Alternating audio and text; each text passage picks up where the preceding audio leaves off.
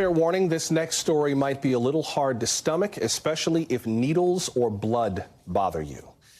The state of Alabama is planning to execute a death row convict who survived the state's first attempted lethal injection on him. Alan Eugene Miller was scheduled to be executed a couple of weeks ago, but the staff apparently could not find a suitable vein. Elizabeth Brunig of The Atlantic writes that prison staff tried with Miller for more than an hour before he, quote, was left hanging off the upright gurney, his hands and 1 foot bleeding from failed IV attempts, waiting to die, unquote. Officials called off the execution just before midnight. Otherwise, his death warrant would have expired. Yesterday, Alabama's Attorney General's office asked the state Supreme Court to set a second execution date. The U.S. Supreme Court has ruled that subsequent attempts to carry out the death penalty do not violate the Constitution. Joining me now is Evan Mealins. He's been covering this story as a justice reporter for the Montgomery Advertiser. Mr. Mealins, welcome. Good to have you with us. Hi, good to be here. Thanks for having me on. Tell us more about Alan Eugene Miller. How did he get to this point where now the state is trying to execute him again? Right. So I'll start from the beginning. He was convicted for triple murder that occurred in 1999. He was on death row up until this year, still is. He requested that he be executed by nitrogen hypoxia, which has never been used before. The Supreme Court eventually okayed his execution by lethal injection, overturning a lower court's ruling.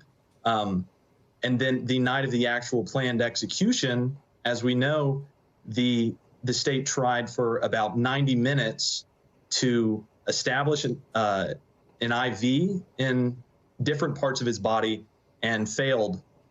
Now we see that the Attorney General's office is trying again, and the Supreme Court has not yet ruled.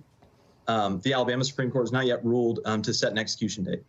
Nitrogen hypoxia, that would basically be like what carbon monoxide does. It kind of displaces the oxygen in your body and you essentially asphyxiate, right? That's right. That's right. So you're breathing pure nitrogen under this method. Pure nitrogen, it replaces all the oxygen in your body, and you die within a few minutes, is what we think. But once again, we've never seen this in practice in terms of an execution, so it's hard to say exactly how it would play out. How common is what happened to him? I mean, I can understand, phlebotomists have trouble trying to find a vein when they're drawing blood or taking samples, but surviving a lethal injection execution, how common is that? It's not very common. One of the only other few times that it's happened was also in Alabama. Doyle Lee Ham survived the state's execution attempt against him in 2018. They couldn't establish an IV.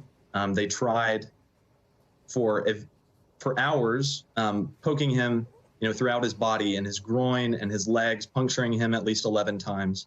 There have been 2 other cases, both in Ohio, where there was a failed execution attempt, but for all intents and purposes, it's pretty rare. That's not to say that Alabama does not have issues carrying out executions appropriately and effectively, which they've shown that they do in the past few.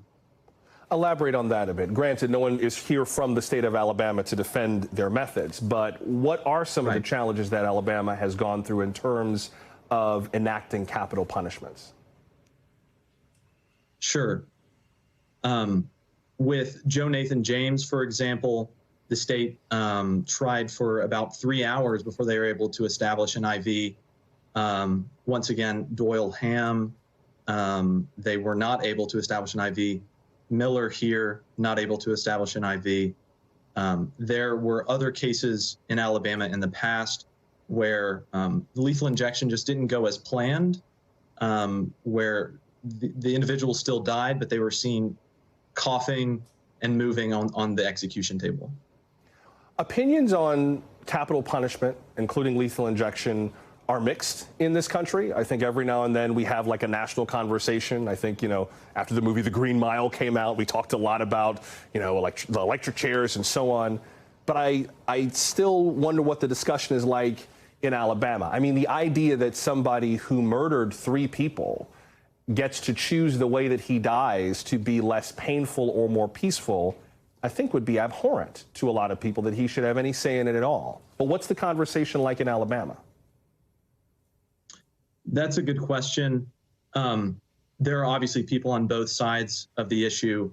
I think a lot of people just think Alabama, with the issues it's had in the past, needs to take a look at what it's doing and assess itself.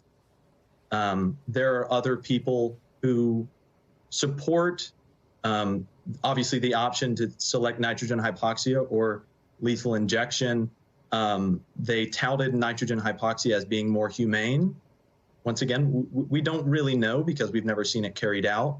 But I think many people in the state and throughout the country recognize or feel that there are issues in how Alabama is carrying out its executions. And we should know, there are certain guardrails in the Constitution, against cruel and unusual punishment. So it's not like you could, there are limits in terms of how one can be put to death, and that factors into why the first lethal injection was stopped, right? Could you repeat that question? I'm sorry. Just in terms of cruel and unusual punishment, there are limits in terms of what governments can do to enact the death penalty, which I guess kind of gets at, because I know we're low on time, on what happens now. What is the next step in this process? Since they weren't able to find a vein the first time, are they just going to try again, or what happens now? That's an important question, and we don't really know at this time. Obviously, there are guardrails set up by the Constitution against cruel and unusual punishment. That is what Miller's attorneys have argued, that to try to execute him again in this same way after failing the first time, subjecting him to what he described as a traumatic experience, would be cruel and unusual. And, when Doyle Hamm, when his execution failed, his attorneys argued that it was a violation of his protection against double jeopardy. We're not seeing that with Miller's attorneys in this case, but definitely that cruel and unusual punishment line is being argued. Evan Mealins, a justice reporter at the Montgomery Advertiser. Appreciate you breaking this down for us tonight. Thank you very much. Thanks for watching our YouTube channel. Follow today's top stories and breaking news by downloading the NBC News app.